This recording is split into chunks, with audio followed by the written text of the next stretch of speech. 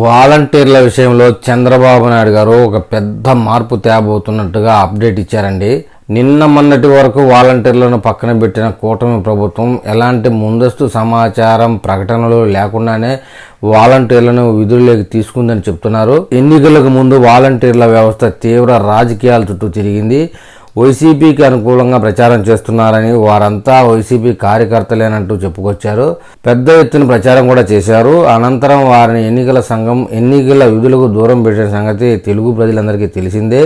తర్వాత కూటమి సర్కారు వచ్చింది. దీంతో వారికి అవకాశం ఇస్తారని, ఎన్నికల ముందు ఇచ్చిన హామీ మేరకు వేతనం ఇస్తారని కూడా అందరూ భావించారు.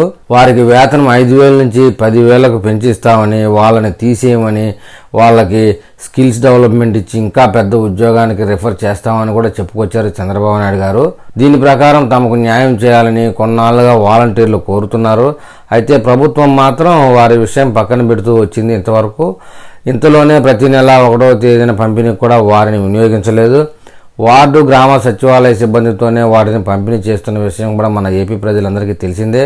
వరదలు, విపత్తుల కారణంగా ప్రజల వివరాలు తెలుసుకునేందుకు సరైన యంత్రాంగం లేకపోవడమే ఇప్పుడు వాలంటీర్లను విధుల్లో చేర్చుకోవడానికి కారణమని చెప్తున్నారు. స్థానికంగా ప్రజల వివరాలు తెలిసిన వారు ఎవరైనా ఉంటే వారు వాలంటీర్లే.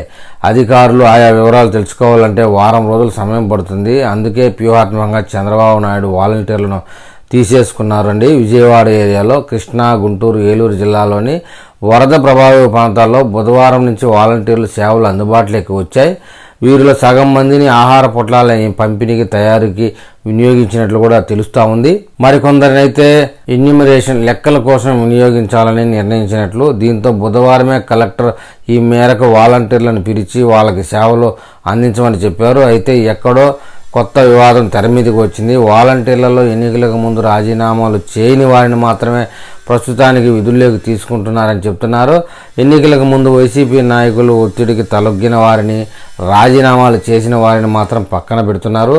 దీంతో వారు ఆందోళనకు దిగుతున్నారు. కాగా ప్రస్తుతం విధుల్లోకి తీసుకున్న వాలంటీర్లకు సంబంధించి ఎక్కడా ప్రభుత్వం ప్రకటన చేయకపోవడం గమనార్హం.